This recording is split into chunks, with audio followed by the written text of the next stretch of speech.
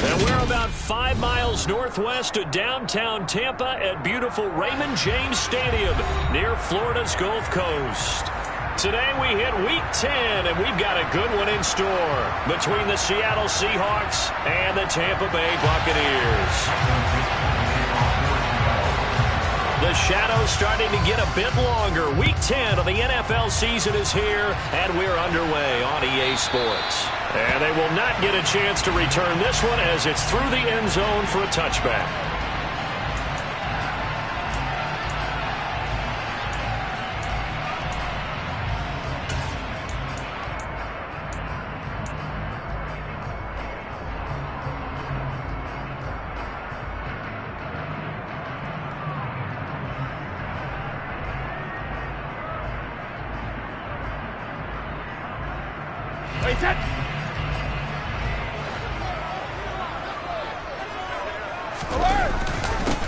They'll start this drive out on the ground. And right away, they're going to stack him up right at the line of scrimmage. Call it no gain on the game's first play. And it's second down now. Well, this defense for the Seahawks, they were excellent a week ago in the victory over Arizona. And no matter what's done throughout a ball game, it always comes back to blocking and tackling. That's the essence of football. But I think it's hard for people to understand just how difficult it is to tackle, especially open field. Very few missed tackles on tape that I saw last game. This team does a nice job of getting their opponents on the ground. And he's taken down, but able to slip across the 35. 14 yards there and a Buccaneer first down. Well, there's plenty of real estate for him to maneuver on that run, and let's face it, it shouldn't be a surprise. He's one of the better backs in the league. Had to come into this game with the idea, slow him down, otherwise it's going to be a long afternoon.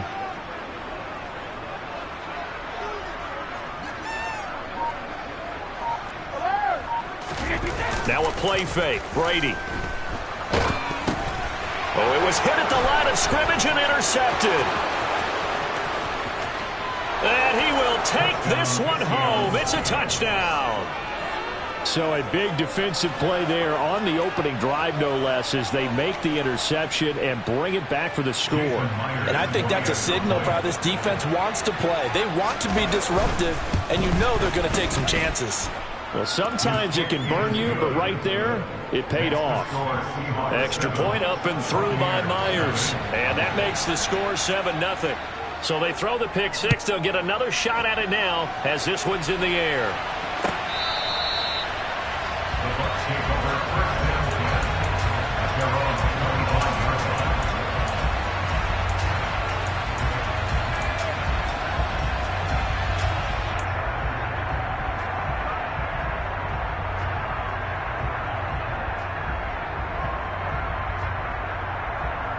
The Tampa offense ready to get their drive started.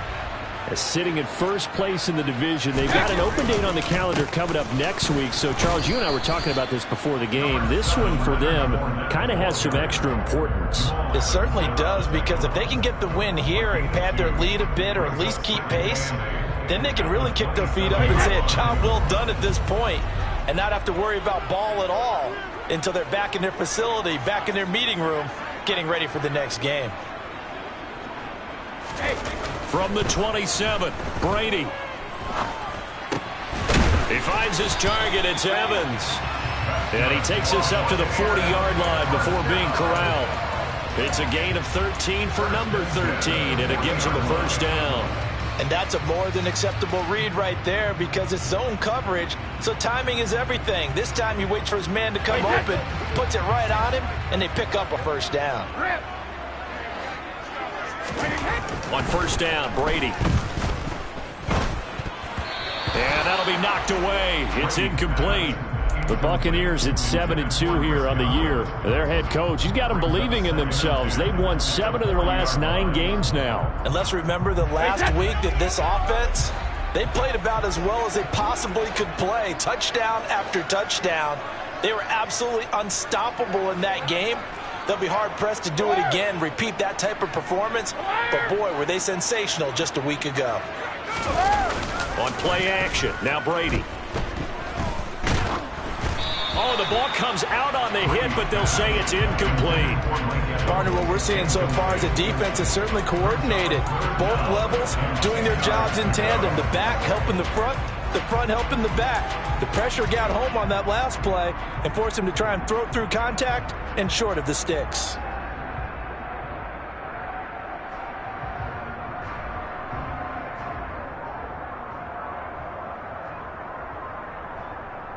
So back-to-back incompletions, and that has him staring at a 3rd and 10.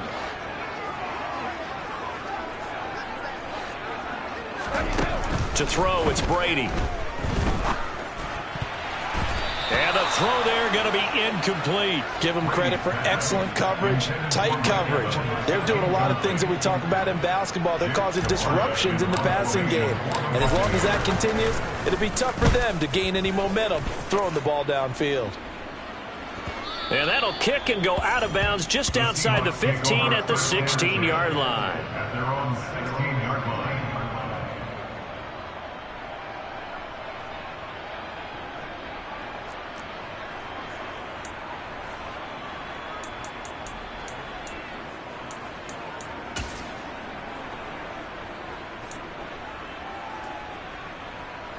Seahawks with a 1st and 10. Locke gets ready to go at their own 16.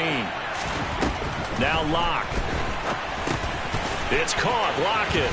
And he's going to get this one across the 30-yard line. 15 yards is the pickup there, and the drive starting very nicely. 1st down. So many times in my career I've heard coaches talk about completions are one thing, but as long as we're there at the catch and we get guys on the ground, we can live with that. But if you're going to give up 10, 12, 15 yards after the catch, then your defense is going to be in a lot of trouble. To the sideline, and wow, what a catch there. He doesn't get a lot, but he was able to get the feet down complete. Can you do any more work or make it more dramatic for not much gain than what we just saw there? Did you see how his toes got down? Tip-tap, got him down. But what did he get out of it? He sold the sizzle. He just had no steak. I mean, was it 1 yard? Yeah, plays like that, you at least expect a 1st down. They're just 1 yard. So give him 5 yards there on the pitch and catch. And now it's 3rd and 4. I think defensively you're okay with that. You're in the 1st quarter. He's going to get some catches, but they rallied to him quickly. And that's what you count on. And I like what you just said. 1st quarter, can you do it all game long?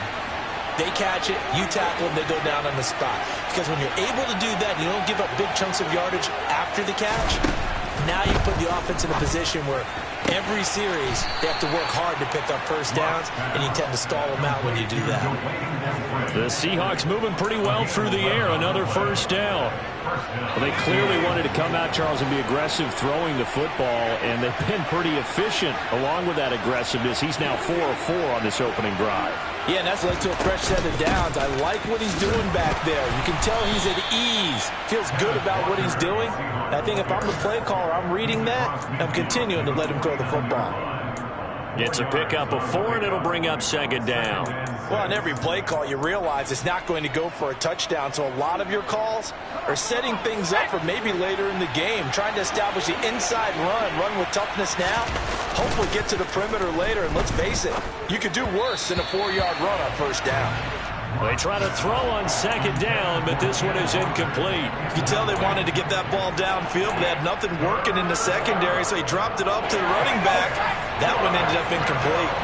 7th play of the drive upcoming here on 3rd and 6. Clock now to throw.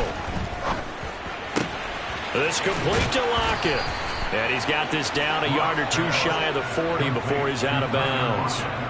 Lock to Lockett for the Seattle first. We've seen quite a bit of the short passing game here early on 1st quarter, haven't we? We have, and I think it works a couple of ways for this team because, number one, you throw the short game until they stop it. And if they're not going to stop it, you keep throwing it, and occasionally you'll break a tackle and turn into a bigger gain. Also, if they start to creep up, start to pressure receivers, now you go over the top, take it deep, and now you get some of those big shots downfield. And he fights forward for a modest 2-yard gain, 2nd down. Certainly a nice job there by the defense rallying to the football and getting him on the ground, but I think the play gets made by the defensive front because if they can't get upfield, Their job is to go ahead and get low, almost get into a ball sometimes, stack things up, and make it difficult for the runner to find a hole.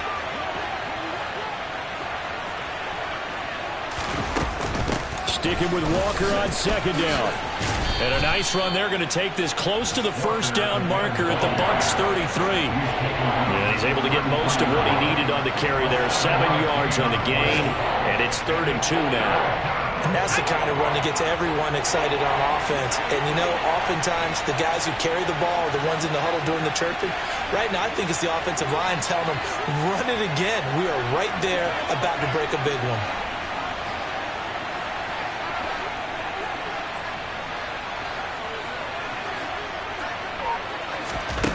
From the gun on 3rd down, Locke. He's got his big tight end, Fant. And he is going to have a Seahawks first down as they get 5 there on 3rd and 2. Solid opening drive so far, Charles. They've moved this football into field goal range, but you know that they want to cap this off with 6 and not 3. Absolutely. As one of the better coaches in the league always tells me, on offense, I want their body blows all game long and finish it with uppercuts. Well, here are the body blows right now. He's hoping in one uppercut will take care of the end of this drive. That one good for 14 and a Seahawk first.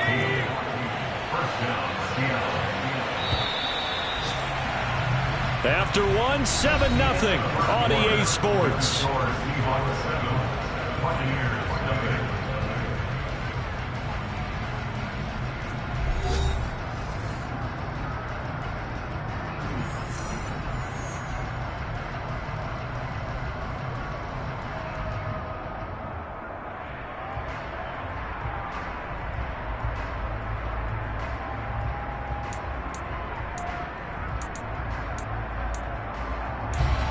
Here's a 1st and 10 at the 14-yard line. Here's Locke to throw. And it's incomplete. It certainly didn't appear that that's where he wanted to go with the ball initially, so he tried to get something out of it by dumping it off to his running back unsuccessfully.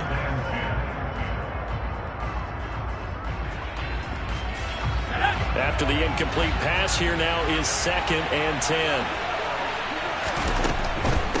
Straight ahead, Walker. And he is going to lose yardage here. Nothing doing there as the 13th play of the drive proves to be unlucky. And the big fella stuffed that one up in a big way. I think doubling him has to be a priority because you can't move up to the next level if you don't take care of him first. And the Seahawks on 3rd down. A perfect 3 for 3 as they look to keep that streak going. This is going to be 3rd and 13. And he's going to be brought down at about the 16. Like any team playing, they're looking for touchdowns to try and help their cause. But in this case, he does get them a little closer at least. If they think a field goal turns out to be the better call here. Myers' kick is good, and that will extend their lead even further. So that one on target, and it adds to this first half lead. And maybe we're too early to worry too much about 1-score lead, 2-score lead, etc. But this is where you kind of start banking those points that come in helpful later on.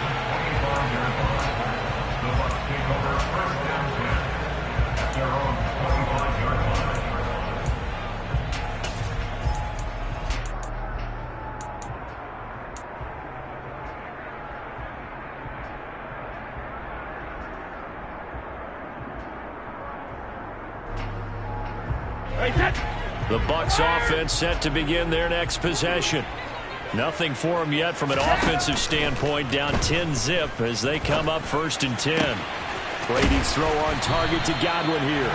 And they work this well upfield across the 45. 23 yards on the play. It's a game of matchups, and that's why you take your receivers and move them around a bunch, especially your best guys. And when they work out of the slot, you often hear the coaches talk about how great it is because it gives you a two-way go. You can break out or you can break in. That makes it hard to defend. And they're able to work this across midfield to the 48. All defenses worry that whenever anyone catches the ball and has a head of steam come out of the backfield, it can turn into a big play with missed tackles or he runs through people. But they were right there waiting, and they stopped him for a minimal gain.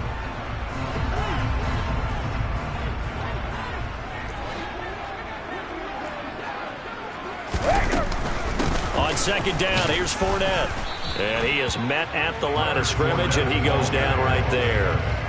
No gain on the play there, so they're left with a 3rd down and 6. And that run was memorable for only one reason. There was absolutely no place to run with the football. No gaps, no creases, no gain.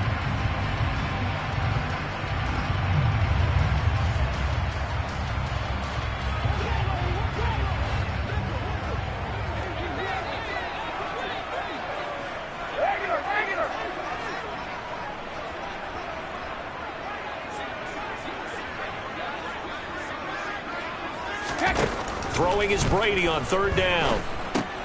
He completes it to Julio Jones. And they'll get this down to the 42-yard line. They'll go to the big back Fournette. And boy, is he close. Did he get there? No, they're going to say he's short of the line to gain. Leonard Fournette.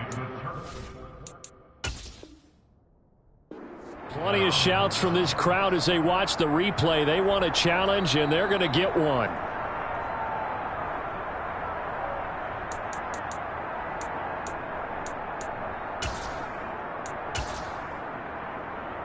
So not successful there on the challenge, and he'll have to be careful from here on out because he'll only have one challenge remaining. They'll run with Walker to begin the drive. And he's swallowed up right near the line of scrimmage. Tackle made that time by Vita Vea. Ladies and gentlemen, that is a force of nature in the defensive tackle position. Yes, he's as big as they come, but still plenty agile. He's able to make a nice play there to swallow up the ball carrier. Lock's throw into the hands of Lockett. 4 yards the gain, and it'll bring up a 3rd down.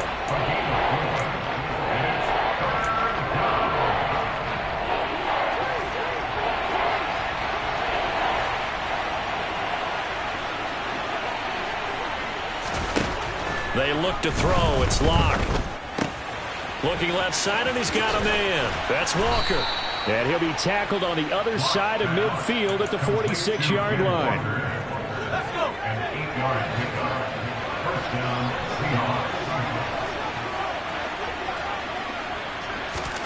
Seahawks. Locke now on 1st down. And he can't find anywhere to go with it, and he goes down.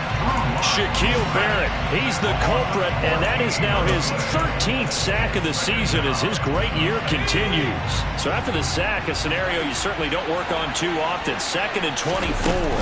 Up the middle they run. It's Walker. And not much room to operate as he'll get this up only to about the 41.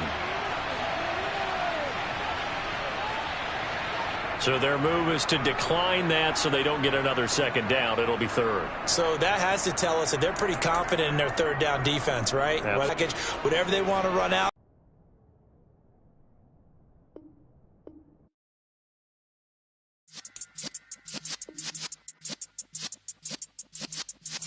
Yeah.